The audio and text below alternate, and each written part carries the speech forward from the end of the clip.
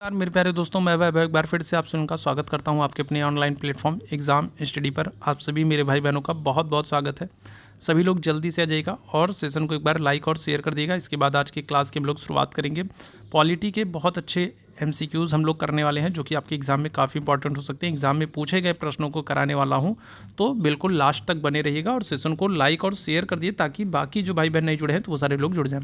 पहला प्रश्न आपके सामने है, किस प्रकार की सरकार में सरकार को अपने निर्णय एवं उठाए गए कदमों का आधार लोगों को बताना होता है। बताइएगा कौन सी सरकार है जो क्या होगा, जो लोगों के प्रति उत्तरदायी होती है, ठीक है, जिसमें लोगों को अपने डिसीजन, सरकार के द्वारा लिए गए डिसीजंस के बारे में बताना होता है। तो कौन सी सरकार हो जाएगी? तो आप आंसर क्या करोगे? तो आप आंसर कर दोगे लोकतांत्रिक सरकार। ठीक है, क्या हो जाएगा? तो लोकतंत्र में आपको ये चीज़ देखने को मिलेगी। ठीक है, कहाँ पर? तो लोकतंत्र में आपको ये चीज़ देखने को मिलेगी। दूसरे प्रश्न का आंसर करेंगे, कौन सा लोकतंत्र के पक्ष में अच्छा तर्क नहीं है। ठीक है, लोकतंत्र के पक्ष में आपको बताना है कौन सा अच्छा तर्क नहीं है। लोकतंत्र नागरिकों के गौरव को बढ़ाता है। लोकतंत्र दूसरों से अधिक समृद्ध है। लोकतंत्र विवाद को बेहतर तरीके से सुलझाता है। ठीक है, अब कोर्ट के आधार पर आपको सही विकल्प का चुनाव करना है। तो कौन सा अच्छा तर्क नहीं है ये आपको बताना है। क्या हो जाएगा? चलिए जल्दी से सारे लोग आंसर करेंगे। क्या हो जाएगा? तो यहाँ पर लोकतंत्र नागरिकों के गौरव को बढ़ाता है, ये बात बिल्कुल सही है। और लोकतंत्र में विवादों को बेहतर तरीके से सुलझाया जा सकता है क्योंकि सभी को आज़ादी होती है। ठीक है, सर्वोच्च न्यायालय होता है। ठीक है, तो ये तो बात बिल्कुल ठीक है। क्या हो जाएगा? दूसरा जो पक्ष है, लोकतंत्र दूसरों से अधिक समृद्ध है, तो ये लोकतंत्र के पक्ष में अगर हम लोग बात करेंगे तो ये सही तर्क नहीं है। ठीक है, तो दूसरा आपका जो विकल्प है वो क्या हो जाएगा? वो गलत हो जाएगा। क्लियर है? चलिए आगे बढ़ेंगे अगले प्रश्न की तरफ। भारतीय संविधान की उद्देशिका में बंधुता शब्द का क्या तात्पर्य है? चलो जल्दी से बताएंगे। तो भारतीय संविधान की अगर हम लोग बात करते हैं तो उद्देशिका में आपको क्या हो जाएगा? तो बंधुता शब्द देखने को मिलता है। बंधुता शब्द का तात्पर्य क्या है? तो क्या आंसर करेंगे? तो मित्रता से, राज्यत्व से, भाईचारे से, या फिर क्या हो जाएगा? या फिर प्यार मोहब्बत से। चलो जल्दी से सारे लोग आंसर करेंगे। क्या हो जाएगा? चलो जल्दी से सारे लोग आंसर करेंगे। क्या हो जाएगा? चलिए फटाफट से भी लोग आंसर करेंगे। तो अगर हम लोग बात करते हैं तो यहाँ पर जो उद्देशिका में जो बंधुता शब्द का जो प्रयोग है उसका तात्पर्य क्या है? तो उसका तात्पर्य मेरे भाई किससे है? तो भाईचारे की भावना से है। ठीक है, किससे है? भाईचारे की भावना से है। अगर हम लोग बात करें तो प्रस्तावना में या हमारे संविधान में जो स्वतंत्रता, समानता और क्या हो जाएगा? और बंधुत्व की भावना। अगर हम लोग बात करें तो हमारे संविधान में स्वतंत्रता, समानता और बंधुत्व की भावना, इसको हम लोगों ने किस देश से लिया है? अगर हम लोग बात करें तो इसको हम लोगों ने किस देश से लिया है? तो हम आंसर क्या करेंगे? फ्रांस से लिया है। ठीक है, फ्रांस की क्रांति का ये स्लोगन था, नारा था, स्वतंत्रता, समानता और बंधुत्व की भावना। बंधुत्व का मतलब भाईचारे की भावना। तो क्या हो जाएगा? तो ऑप्शन संख्या आपका डी बिल्कुल एकदम करेक्ट हो जाएगा। ठीक है, क्या हो जाएगा? तो ऑप्शन संख्या डी बिल्कुल एकदम करेक्ट हो जाएगा। क्लियर है? चलिए आगे बढ़ेंगे अगले प्रश्न की तरफ। अगले प्रश्न का आंसर करेंगे, सार्वजनिक सार्वभौमिक वयस्क मताधिकार दर्शाता है कि भारत एक ऐसा देश है जो कि क्या हो जाएगा? चलो जल्दी से सारे लोग आंसर करेंगे। तो सभी को मत देने का अधिकार है। इसका तात्पर्य क्या है कि भारत किस प्रकार का देश है? भारत में सार्वजनिक जो है वयस्क मताधिकार है और ये दर्शाता है कि भारत में क्या है? सबको मत देने का अधिकार है, वोट देने का अधिकार है। और ये क्या करता है? तो ये दिखाता है कि भारत एक क्या है? लोकतांत्रिक देश है, लोगों को अधिकार है ना, हर कोई क्या कर सकता है? तो वोट दे सकता है। तो ऑप्शन संख्या क्या हो जाएगा? सी बिल्कुल करेक्ट हो जाएगा। आधारित लोकतंत्र किससे संबंधित है? चलो जल्दी से बताएंगे। तो आधारित लोकतंत्र शक्तियों के हस्तांतरण से, शक्तियों के विकेंद्रीकरण से, पंचायती राज प्रणाली से, या फिर उपरोक्त सभी से। पांचवें प्रश्न का आंसर करेंगे। क्या हो जाएगा? तो आधारित लोकतंत्र किससे संबंधित है? तो ऑप्शन संख्या डी हो जाएगा, उपरोक्त सभी से। क्या हो जाएगा? तो ऑप्शन संख्या अगर हम लोग बात करेंगे क्या हो जाएगा? उपरोक्त सभी से। ऑप्शन संख्या डी बिल्कुल करेक्ट हो जाएगा। निम्नलिखित में से किस निर्णय में कहा गया है कि धर्मनिरपेक्षवाद और संघवाद भारतीय संविधान की जो है मूल विशिष्टताएं हैं? चलो जल्दी से बताएंगे। तो किस निर्णय में कहा गया कि धर्मनिरपेक्षवाद और संघवाद भारतीय संविधान की जो है मूल विशेषताएं हैं? तो क्या हो जाएगा? चलिए जल्दी से सारे लोग आंसर करेंगे। क्या हो जाएगा? तो करेक्ट आंसर हो जाएगा केशवानंद भारती बनाम जो है केरल राज्यवाद मामला, SR मुंबई मामला, इंदिरा साहनी मामला, या फिर मिनर्वा मिल्स मामला। तो क्या हो जाएगा? तो ये बात कहाँ पर कही गई? तो ये बात कही गई है SR मुंबई मामला। ठीक है, कब? 1994 में। ठीक है, कब कहा गया? तो 1994 में ये मामला हुआ था, ये वाद आया था SR बोमई मामला। ठीक है, और इसमें कहा गया। तो ऑप्शन संख्या क्या हो जाएगा? तो ऑप्शन संख्या बी बिल्कुल एकदम करेक्ट हो जाएगा। क्लियर है? निम्नलिखित में से किसको धर्मनिरपेक्ष राज्य कहा जाएगा? बताइएगा। तो किसको धर्मनिरपेक्ष या फिर पंथ निरपेक्ष राज्य कहा जाएगा? एक विशिष्ट धर्म का पालन करने वाला, ये तो गलत हो जाएगा। ठीक है, धर्म विरोधी राज्य, ये भी गलत हो जाएगा। धर्मों के बीच भेदभाव न करने वाला राजा, धर्मों के बीच भेदभाव न करने वाला राज्य, और सभी धर्मों को राज्य के धर्म मानने वाला राज्य, सभी धर्मों को राज्य के धर्म मानने वाला राज्य। तो 7वें प्रश्न का क्या हो जाएगा, तो धर्मों के बीच किसी प्रकार का भेदभाव ना करने वाला राज्य, धर्म के प्रति तटस्थ रहने वाला राज्य जो है वो धर्मनिरपेक्ष राज्य कहलाएगा या पंथ निरपेक्ष राज्य कहलाएगा। ऑप्शन संख्या क्या हो जाएगा, सी बिल्कुल करेक्ट हो जाएगा। सामाजिक न्याय का क्या तात्पर्य है, चलिए बताइएगा। तो सामाजिक न्याय की अगर हम लोग बात करेंगे तो सामाजिक न्याय का क्या तात्पर्य है, सभी को समान आर्थिक अधिकार मिलने चाहिए, सभी को समान राजनीतिक अधिकार मिलने चाहिए, जाति, नस्ल, रंग और लिंग आधारित सभी प्रकार का भेदभाव दूर होना चाहिए, सभी को धर्म की स्वतंत्रता का अधिकार मिलना चाहिए। तो 8वें प्रश्न का क्या हो जाएगा, तो करेक्ट आंसर हो जाएगा ऑप्शन संख्या सी हो जाएगा, जाति, नस्ल, रंग और लिंग आधारित सभी प्रकार का भेदभाव दूर होना चाहिए। ठीक है, चलिए 9वें प्रश्न का आंसर करेंगे। तो संविधान के निर्माताओं के मनोभाव और आदर्श प्रतिबिंबित होते हैं कहाँ पर होंगे, चलिए जल्दी से बताएंगे। तो अगर हम लोग बात करेंगे जो हमारे संविधान के जो निर्माता हैं, जिन्होंने संविधान का निर्माण किया है, तो उनका जो मनोभाव है, जो उनके मन में जो भाव था संविधान के प्रति, वो हमको कहाँ पर प्रतिबिंबित होता है, कहाँ पर हमको दिखता है। तो मूल अधिकार में, निदेशक तत्व में, उद्देशिका में या फिर मौलिक कर्तव्य में, क्या हो जाएगा, तो करेक्ट आंसर हो जाएगा आपका ऑप्शन संख्या सी हो जाएगा, उद्देशिका में। ठीक है, उद्देशिका को ही हम लोग और क्या कहते हैं, तो इसी को हम लोग प्रस्तावना भी कहते हैं। उद्देशिका को ही हम लोग क्या करते हैं, तो इसी को हम लोग प्रस्तावना भी कहते हैं। ठीक है, क्या करते हैं, तो इसी को हम लोग प्रस्तावना भी कहते हैं। क्लियर है, चलिए आगे बढ़ेंगे अगले प्रश्न की तरफ। हमारे संविधान की प्रस्तावना में उल्लेख नहीं है, 10वें प्रश्न का आंसर करेंगे, क्या हो जाएगा, हमारे संविधान की प्रस्तावना में किसका उल्लेख नहीं किया गया है, तो न्याय का, भातृत्व की भावना का, प्रतिष्ठा की समानता का, या फिर वयस्क मताधिकार का। तो हम भारत के लोग देखो 3 तरह की प्रस्तावना में अगर हम लोग बात करेंगे तो 3 प्रकार के न्याय की बात की गई है। ठीक है, तो न्याय तो है, और इसके अलावा अगर हम लोग बात करेंगे तो स्वतंत्रता, समानता और बंधुत्व की भावना, भातृत्व की भावना, ये भी है। प्रतिष्ठा एवं अवसर की समानता, तो ये भी है। ठीक है, तो वयस्क मताधिकार का उल्लेख नहीं किया गया। ऑप्शन संख्या क्या हो जाएगा, डी बिल्कुल करेक्ट हो जाएगा। भारतीय संविधान की प्रस्तावना में निम्नलिखित में से किस अभिव्यक्ति का प्रयोग नहीं किया गया, बताइएगा क्या हो जाएगा, किसका जो है किस अभिव्यक्ति का प्रयोग नहीं किया गया। सर्वसत्ताधारी लोकतांत्रिक गणराज्य, ये तो है। समाजवादी, ये भी है। धर्मनिरपेक्ष, ये भी है। संघीय नहीं है, क्या हो जाएगा, ऑप्शन संख्या डी हो जाएगा। संघीय नहीं है, ऑप्शन संख्या क्या करेंगे, डी हो जाएगा। आगे बढ़िएगा, संविधान की प्रस्तावना में भारत को क्या कहा गया है, चलो जल्दी से बताएंगे। तो प्रस्तावना में अगर हम लोग बात करेंगे तो भारत को क्या कहा गया है, चलिए जल्दी से सारे लोग आंसर करेंगे। 12वें प्रश्न का आंसर करेंगे, क्या हो जाएगा, चलिए जल्दी से सारे लोग आंसर करेंगे। तो क्या कहा गया है, तो भारत की प्रस्तावना में अगर हम लोग बात करेंगे तो भारत को क्या कहा गया, आंसर करते चलिएगा सभी लोग फटाफट। और सेशन को अभी तक लाइक और शेयर नहीं किए हो ना, ठीक है, शेयर कर दीजिए। जब तक 5-6 बार आप लोगों से कहूँगा नहीं तब तक आप लोग शेयर करोगे नहीं। ठीक है, तो सेशन को एक बार आप लोग शेयर कर दीजिए। तो क्या हो जाएगा, तो संपूर्ण प्रभुत्व संपन्न समाजवादी, ठीक है, क्या हो जाएगा, संपूर्ण प्रभुत्व संपन्न समाजवादी, पंथ निरपेक्ष लोकतंत्रात्मक, क्या हो जाएगा, तो पंथ निरपेक्ष लोकतंत्रात्मक गणराज्य, ये कहा गया। ऑप्शन संख्या क्या हो जाएगा, तो ए बिल्कुल एकदम करेक्ट हो जाएगा। ऑप्शन संख्या क्या हो जाएगा, ए बिल्कुल करेक्ट हो जाएगा। संविधान बनाते समय निम्नलिखित में से कौन सा आदर्श प्रस्तावना में शामिल नहीं किया गया, बताइएगा। तो किसको प्रस्तावना में शामिल नहीं किया गया था, संविधान का निर्माण करते समय किसे प्रस्तावना में शामिल नहीं किया गया था, स्वतंत्रता को, समानता को, समाजवादी को, न्याय को, किसको शामिल नहीं किया गया। देखो कितनी बार ये प्रश्न पूछा गया, 2002 में, 2006 में, 2008 में, कई बार ये प्रश्न पूछा गया। क्या हो जाएगा, तो करेक्ट आंसर हो जाएगा समाजवादी। समाजवादी आपको पता है क्या हो जाएगा, तो 42वां संशोधन 1976 के द्वारा 3 शब्द जोड़े जाते हैं, समाजवादी, पंथ निरपेक्ष और अखंडता।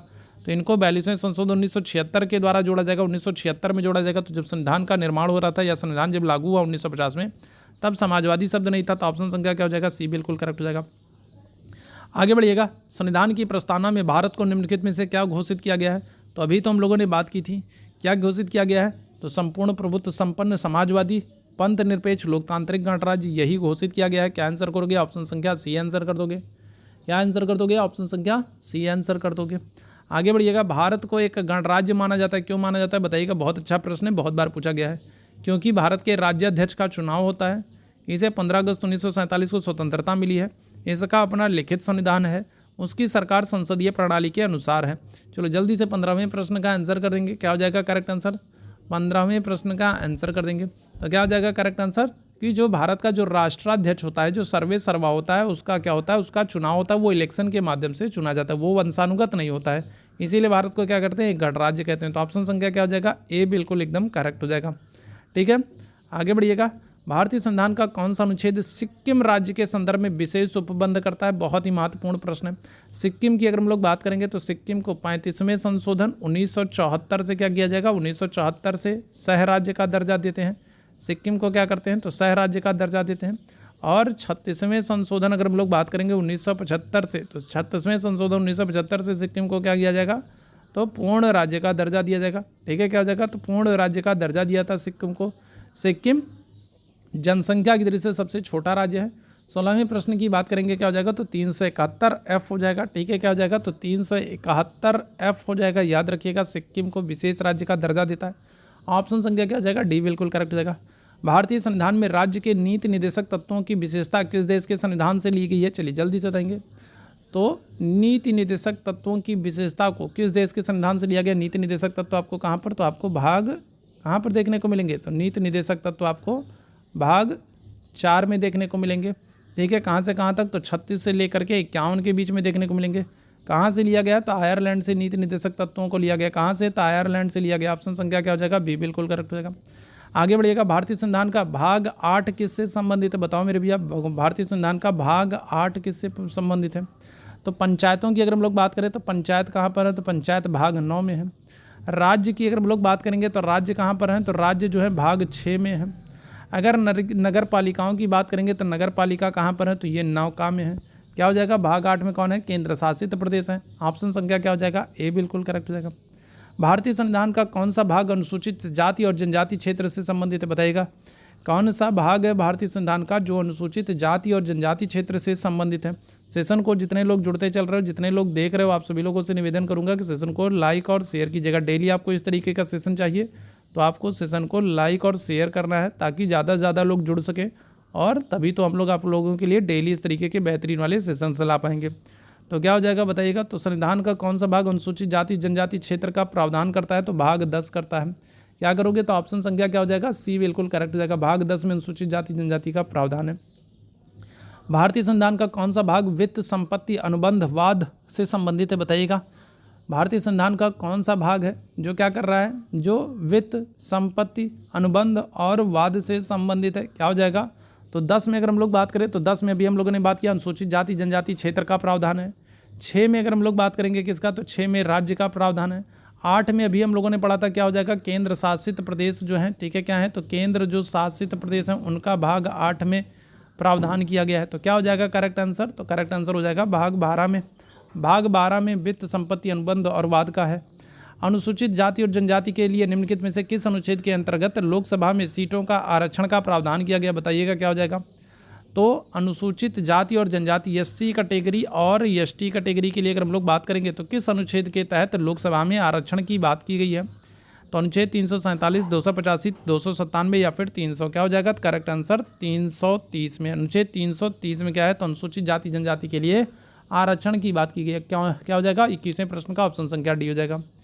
भारतीय संविधान के निम्नलिखित में से किस अनुच्छेद में देवनागरी लिपि में लिखी हिंदी को संघ की आधिकारिक भाषा के रूप में अपनाया गया है?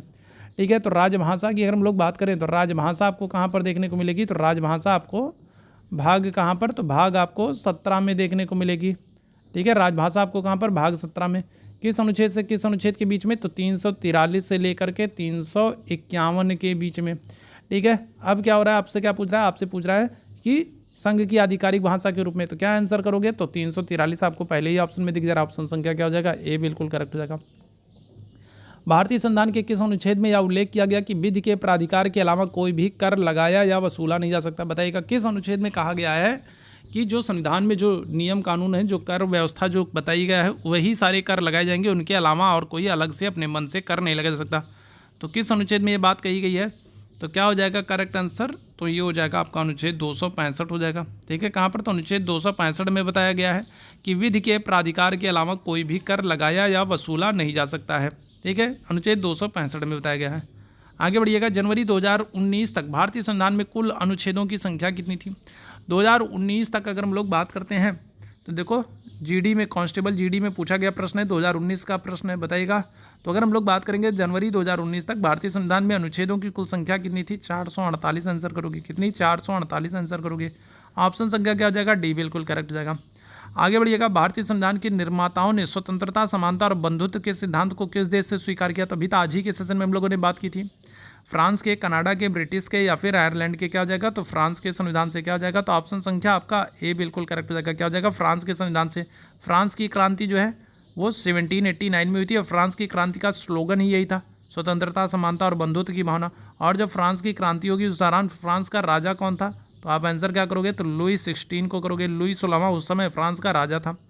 आगे बढ़िएगा, भारत द्वारा सरकार की संसदीय प्रणाली किस राष्ट्र के संविधान के आधार पर अपनाई गई है? बताइएगा। तो संसदीय व्यवस्था को हमने किस देश से स्वीकार किया? ये आपसे पूछा गया, आपका एसएससी कांस्टेबल जीडी 2019 में पूछा गया प्रश्न, बताइएगा।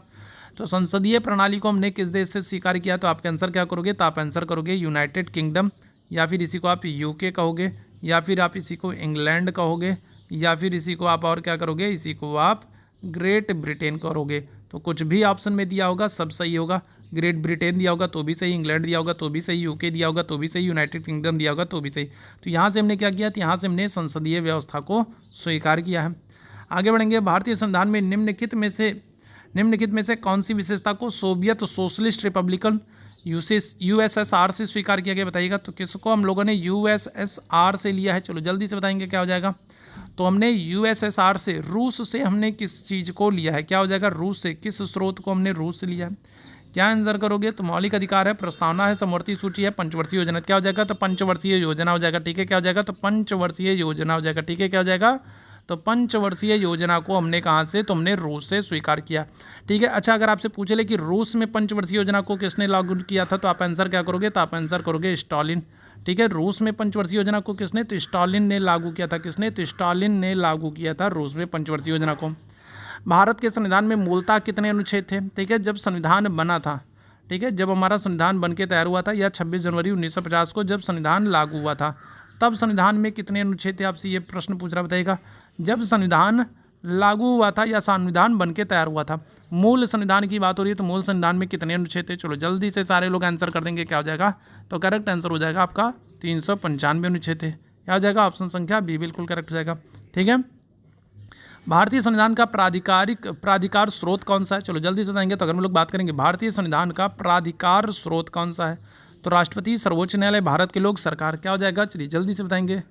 तो भारतीय संविधान का जो प्राधिकार स्रोत है, ठीक है, वो क्या होगा? तो वो होगा जनता, भारत के लोग, हम भारत के लोग भारत को, है ना। प्रस्तावना की शुरुआत यहीं से होती है, हम भारत के लोग भारत को एक संपूर्ण प्रभुत्व संपन्न। तो क्या हो जाएगा? तो भारत के लोग। ऑप्शन संख्या बी बिल्कुल करेक्ट हो जाएगा। विश्व का देश का संविधान सबसे लंबा संविधान बताइएगा। विश्व में अगर हम लोग बात करेंगे किस देश का संविधान सबसे लंबा संविधान है? कितनी बार ये प्रश्न पूछा गया आप खुद देख सकते हो। ठीक है, स्टेनोग्राफर ग्रुप सी डी में 2019 में पूछा गया, टैक्स असिस्टेंट 2008 पूछा गया, सीएपीएफ सीपीओ एसआई की 2003 में पूछा गया, और इसके बाद भी कितने सारे एग्जाम में पूछा गया। तो क्या हो जाएगा? तो सबसे लंबा संविधान अगर हम लोग बात करते हैं तो किसका हो जाएगा? तीसरे प्रश्न का आंसर करेंगे तो अपने प्यारे भारत का। सबसे बड़ा संविधान क्या हो जाएगा? अपने प्यारे भारत का। अगर आपसे सबसे छोटा संविधान पूछा जाए तो सबसे छोटा संविधान आप क्या आंसर करोगे? तो यूएसए, अमेरिका का। सबसे छोटा संविधान आप पूछोगे तो किसका? तो अमेरिका का। सबसे बड़ा संविधान किसका? भारत का। भारतीय संविधान में न्यायिक समीक्षा को किस देश से लिया गया? बताइएगा। न्यायिक समीक्षा, या फिर इसी को हम लोग क्या कह सकते हैं? या फिर इसी को हम लोग कह सकते हैं न्यायिक पुनर्विलोकन कह सकते हैं। न्यायिक समीक्षा कहिए, या फिर इसी को हम लोग क्या कहेंगे? इसी को हम लोग न्यायिक पुनर्विलोकन कहेंगे। तो न्यायिक समीक्षा या न्यायिक पुनर्विलोकन कहाँ से लिया गया है? और आपसे अगर पूछ ले किस अनुच्छेद में इसका उल्लेख है, तो अनुच्छेद 13 आंसर करोगे। अनुच्छेद 13 में इसका उल्लेख है। और कहाँ पर उल्लेख है? और अनुच्छेद 137 में। ठीक है, अनुच्छेद 137 में न्यायिक पुनर्विलोकन का उल्लेख है, न्यायिक समीक्षा का उल्लेख है। और अनुच्छेद 13 में कहाँ से लिया? हमने अमेरिका से लिया। क्या हो जाएगा? ऑप्शन संख्या बी बिल्कुल करेक्ट हो जाएगा। भारतीय संविधान में आपात उपबंध कहाँ से लिए गए? आपात उपबंध की अगर हम लोग बात करते हैं, आपात उपबंध की अगर हम लोग बात करेंगे तो आपात उपबंध जो है ये आपको कहाँ पर? तो ये आपको भाग 18 में देखने को मिलेंगे। ठीक है, भाग 18 में देखने को मिलेंगे। और ये हमने कहाँ से लिया है? तो ये हमने, ठीक है, क्या हो जाएगा? तो ये हम आपात उपबंध हमने लिया है कहाँ से? तो हमने जर्मनी से लिया है। ठीक है, कहाँ से लिया है? तो आपात उपबंधों की अगर हम लोग बात करते हैं तो हमने क्या किया है? तो हमने लिया है जर्मनी से। अब लेकिन क्योंकि ऑप्शन में जर्मनी नहीं दिख रहा है तो हम आंसर क्या करेंगे, तो हम आंसर करेंगे भारत सरकार अधिनियम। आपको पता है भारत सरकार अधिनियम 1935 जो है, यहाँ से लगभग कितने, यहाँ से लगभग 250 अनुच्छेद लिए गए हैं। ठीक है, कितने, लगभग 250 अनुच्छेद यहीं भारतीय संविधान में यहीं से ले लिए गए हैं। तो जर्मनी आंसर होता तो जर्मनी आंसर करते, अब जर्मनी ऑप्शन में नहीं है तो फिर हम भारत सरकार अधिनियम 1935 आंसर करेंगे। आगे बढ़ेंगे अगले प्रश्न की तरफ। भारतीय संविधान में कितने भाग हैं, बताइएगा कितने भाग हैं। ठीक है, 2017 में पूछा गया प्रश्न, बताइएगा कितने भाग हो जाएंगे। तो देखो अगर हम लोग बात करते हैं तो मूल रूप से तो 22 भाग हैं, लेकिन गणना की दृष्टि से अगर हम लोग बात करेंगे तो कितने भाग हैं, तो 25 भाग हैं। 25 आंसर करेंगे, क्या हो जाएगा, 25 आंसर करेंगे। ठीक है, गणना की दृष्टि से अगर हम लोग बात करेंगे कितने, 25 भाग हैं। संविधान का कौन सा अनुच्छेद पूंजी बिल, मनी बिल, या फिर इसी को हम लोग क्या कहेंगे, इसी को पूंजी बिल को मनी बिल कहेंगे, या फिर इसी को हम लोग क्या कहेंगे, धन विधेयक कहेंगे। ठीक है, क्या करेंगे, इसी को हम लोग धन विधेयक कहेंगे। तो पूंजी बिल कहेंगे, या फिर इसको क्या कहेंगे, मनी बिल कहेंगे, या फिर इसी को क्या कहेंगे, धन विधेयक कहेंगे। तो किस अनुच्छेद के तहत प्रावधान है, तो अनुच्छेद 110 के तहत प्रावधान है। क्या हो जाएगा, तो 110 के तहत प्रावधान है। और धन विधेयक को राज्यसभा कितने दिन, तो राज्यसभा सिर्फ 14 दिन रोक करके रख सकती है। कितने दिन राज्यसभा अगर हम लोग बात करेंगे तो कितने दिन, तो सिर्फ 14 दिन रोक करके रख सकती है राज्यसभा। धन विधेयक को कितने दिन, सिर्फ 14 दिन रोक करके रख सकती है, याद रखेंगे। आगे बढ़ेंगे, मौलिक अधिकार किसके संविधान से जो है संग्रहित किए गए, बताइएगा। मूल अधिकार अगर हम लोग बात करेंगे, मूल अधिकार की अगर हम लोग बात करते हैं तो मूल अधिकार या फिर फंडामेंटल राइट्स जो है ये आपको कहाँ पर, तो ये आपको भाग 3 में देखने को मिलेंगे। ठीक है, किस अनुच्छेद से किस अनुच्छेद के बीच में, तो अनुच्छेद 12 से 35 के बीच में कितने मूल अधिकार आपको प्राप्त हैं, तो आप आंसर करोगे 6 मूल अधिकार आपको प्राप्त हैं। ठीक है, क्या है, तो 6 मूल अधिकार आपको प्राप्त हैं, 6 फंडामेंटल राइट्स जो है वो आपको प्राप्त हैं। किस देश से हमने लिया है, तो आप आंसर क्या करोगे, अमेरिका करोगे। क्या करोगे, तो अमेरिका करोगे। क्या हो जाएगा, ऑप्शन संख्या ए बिल्कुल एकदम करेक्ट हो जाएगा। क्लियर है, तो ये था आज का महत्वपूर्ण सेशन। ठीक है, छोटे छोटे सेशंस हम लोग करेंगे, बहुत लंबे लंबे सेशंस नहीं करेंगे, छोटे छोटे सेशंस हम लोग करेंगे, डेली करेंगे मॉर्निंग में। और जो ये सेशन मैं करा रहा हूँ, देखो सारे एग्जाम में पूछे गए प्रश्न करा रहा हूँ, निश्चित रूप से ये सेशन जो है आपके एग्जाम के लिए बहुत महत्वपूर्ण है। ठीक है, निश्चित रूप से बहुत महत्वपूर्ण है, क्योंकि सारे पूछे गए प्रश्न करा रहा हूँ, सारे एग्जाम वाले प्रश्न करा रहा हूँ। तो बेहतरीन वाला सेशन है, उम्मीद है सेशन आप लोगों को पसंद भी आया होगा। सेशन पसंद आया हो तो सेशन को लाइक और शेयर किए रहिए। चैनल पर पहली बार है तो सब्सक्राइब जरूर किए रहिए। टेलीग्राम का लिंक आपको दिख रहा होगा, तो टेलीग्राम चैनल को ज्वाइन कर लो, वहीं पर आपको इस क्लास की PDF मिल जाएगी। ठीक है, तो लाइक शेयर किए रहोगे तभी तो हम लोग इतने बेहतरीन वाले सेशन से डेली के लिए डेली आप लोगों के लिए ला सकेंगे। तो चलिए जल्दी से शेयर कर दिए, अभी बस इतना ही करेंगे। थैंक यू सो मच आप सभी लोगों को मेरे साथ जुड़ने के लिए, थैंक यू सो मच।